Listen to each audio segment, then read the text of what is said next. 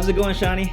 We just had spring break, and so we were very lucky to take my son to Cambodia, and it's a place where people make amazing things. And the topic for this week is just make it, as it turns out. So it was great to be in a community where there's lots of people making their own things, fixing their own things, and just enjoying that process of making and creating. Yeah, and it's very fitting that we're in a new setting. Yeah, so my wife is a professional artist and she also teaches ceramics, but her first love is drawing and painting. And so this is her studio where she has works on the go. She paints and creates almost every day, as do I. I try to. I don't always get there, but it's been a big part of our lives, certainly. And I know it's a big part of your life as well. And so we're really excited to talk about how we make things and just getting into making. Yeah, so we'll talk about making just in general, the benefits, but also what that looks like in education, and maybe provide you some examples of great, awesome making programs within schools. So I want to first go ahead and talk about the Bloom's revised taxonomy, because within that taxonomy, there is the create level. At the bottom, you have remember, then you have understand, analyze, evaluate, and then create.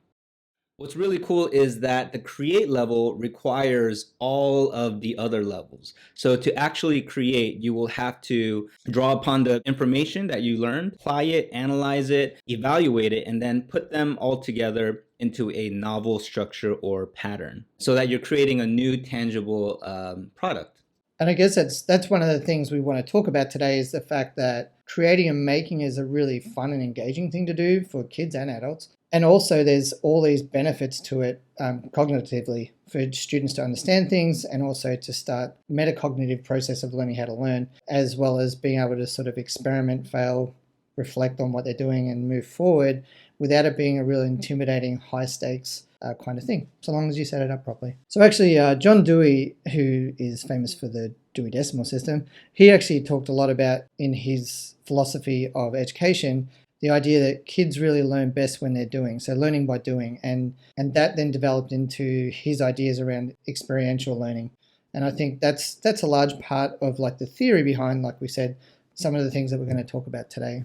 As we were doing research for the podcast this week, I was looking through a lot of books that I've read over time, and one of them is Invent to Learn. It's a really popular book that makerspace teachers use. One of the things they talk about in there is this idea of the IKEA effect, and this is from a university research paper, and it basically shows that when people create things themselves, they value it much more than if it was created by an expert or given to them or they purchased it. I definitely identify with that. There's things that I've made in the past that by no means are perfect, but are really special to me because I feel like, you often hear makers say, I feel like there is part of me in this creation. And I think that idea of being able to dedicate part of your time and energy into creating something is really important. And there's a value there that is hard to put a value on as such. And for me, that connects with when I'm creating a unit, when I'm developing it from scratch. Because I created it, because I did the research, I put so much time into it, I find joy in actually implementing it. And I do find the opposite sometimes where I'm given a unit and I don't know the ins and outs of it. I don't know exactly why decision was made to add this specific lesson, etc. And it doesn't really make sense to me. And I think because when I create units, it totally makes sense to me because I went through all the levels of that taxonomy structure that we talked about. Yeah. I might even build onto that too. Some of the work that David and I have done this year developing units, one of the sort of foundational parts that we're trying to develop into each unit is an opportunity for students to create something. So that might be building, but it might be also just maybe a piece of writing. It could be some other artifact, but giving the students the opportunity to use the skills that we've built into the unit and then create something of their own development so that they can be proud of it and see that in use. Another thing I came across was a quote from Lego. It's one of their play promises, providing the joy of building and the pride of creation. And I think that kind of ties into the work that we do at school, is giving kids the opportunity to learn in a joyful way, but also to be proud of what they created at the end and hopefully take more ownership of that because of that pride. And you were talking about how it doesn't, what you create doesn't have to be a tangible physical thing. We recently saw on Instagram John Spencer's post about journalism, why journalism is the class of the future. And he created this Venn diagram of creative thinking on one side and then information literacy. And so what he's talking about in here is the fact that in this current day and age with AI, deep fakes, all these sort of things, it's very easy for people to push out information that may not be valid or accurate.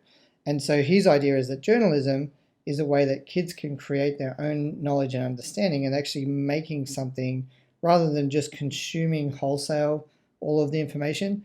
At the end of it, they're going to create something of their own. And so, like David said, there is the opportunity for kids to be able, well, kids and adults, to be able to make not just woodwork things, but to make whether it's writing or it's poetry or it's a drawing or anything else, might be digital music. There are so many ways that we can engage people to make things and get inspired and engaged to create change in some way or another. Yeah, it's crazy. I got really excited when I saw that post because last quarter I worked with grade three. The students took on the role of video journalists.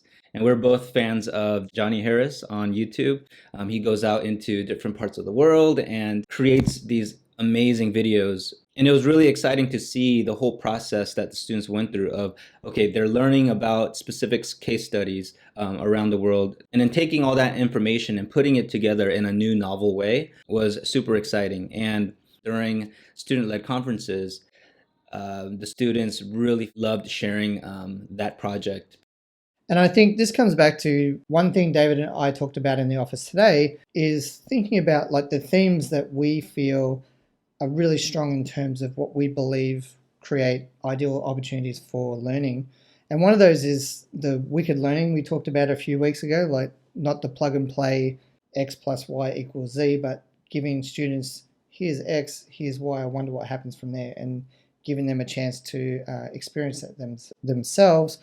But also that idea of having some choice and ownership over what you create at the end. And I think that's a really powerful part of that project as well, is that the students are literally creating their own piece of work and their own piece of journalism that gives their point of view as opposed to maybe the answer that they think the teacher wants at the end, perhaps.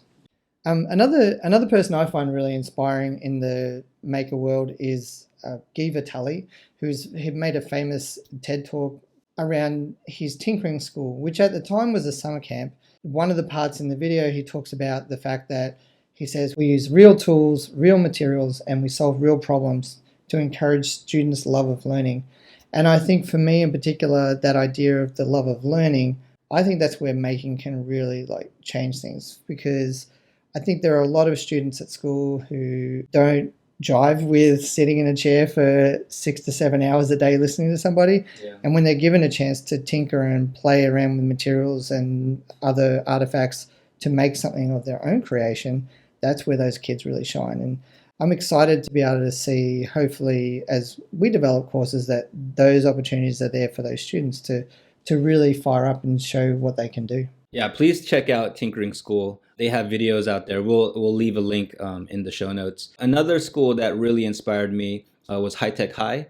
And if you just want to see a concrete example of how schools can incorporate making and students actually apply and create things to demonstrate their learning, High Tech High is one you should check out.